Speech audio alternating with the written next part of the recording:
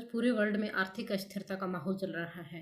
America ने रातों रात भारत के ऊपर 25% टैरिफ बढ़ा दिया है, जो 21 अगस्त से स्टार्ट होगा। 25% टैरिफ उन्होंने पहले बढ़ा दिया था। इसके अलावा 4.5% टैरिफ लगभग पहले से लग रहा था, जो टोटल मिलकर अब 54% लगभग टैरिफ हो जाएगा। इसके अलावा उन्होंने ब्राज़ील के ऊपर राजनीतिक विद्वेष की भावना से 50% टैरिफ लगाया। पूरे वर्ल्ड में अमेरिका ने ब्राज़ील और भारत के ऊपर इतना ज़्यादा टैक्स लगाया है, और इसका कारण यह है कि भारत जो रशिया से व्यापार कर रहा है, तेल का, उर्वरक का, गैस का, हथियारों का, वो व्यापार क्या करना चाहता है, अमेरिका की साइड डाइवर्ट करना चाहता है कूटनीतिक दबाव डाल के, ताकि हम वो व्यापार रशिया से ना करके अमेरिका से करें। और अमेरिका पूरे वर्ल्ड में सबसे ज़्यादा युद्ध करवाता है। आज तक हिस्ट्री में सबसे ज़्यादा जो युद्ध हुए हैं वो अमेरिका के अंदर हुए हैं। वो दो देशों को आपस में लड़वाता रहता है, किसी न किसी देश की हमेशा लड़ाई करवा के वो हमेशा अपने हथियारों का व्यापार करता है, अपने हथियार बेचता है, और जो हथियारों की इंडस्ट्री है उनका ग्रो करता है, जिससे उस देश की इकोनॉमिक ग्रोथ होती है।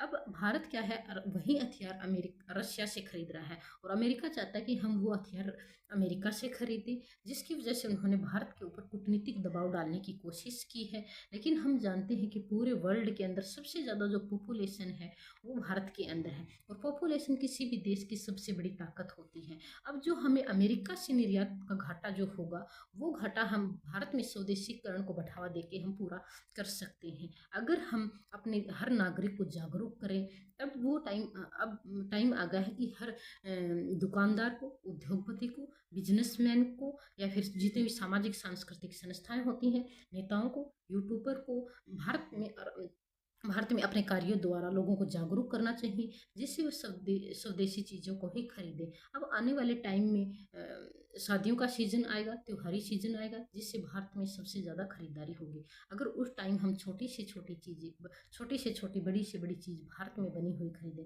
तो हम स्वदेशीकरण को बढ़ावा दे सकते हैं, और हमारे एमएसएमई सेक्टर, किसानों को, उद्योगपतियों को, अन्य जितने भी सेक्टर होते हैं उनकी आमदनी बढ़ा सकते हैं, और देश में जो निर्यात घाटा होगा उस घाटे को हम पूर्ति कर सकते हैं। तो आइए दोस्तों, हम संकल्प लेते हैं कि आज ही हम शौक से देसी होंगे, ज़रूरत से हम स्वदेशी होंगे, और मजबूरी में ही हम परदेशी होंगे। अगर हमारी मजबूरी होगी तो ही हम परदेशी चीज़ों को खरीदेंगे, वरना हम प्राथमिकता अपनी स्वदेशी चीज़ों को देंगे, और स्वदेशी चीज़ों को खरीद कर हम अपना राष्ट्र धर्म निभाएंगे, राष्ट्र की सेवा करेंगे, और अमेरिका का मुंह तोड़ जवाब देंगे, और हमारे लोकतांत्रिक मूल्यों, संप्रभुता का पालन करेंगे।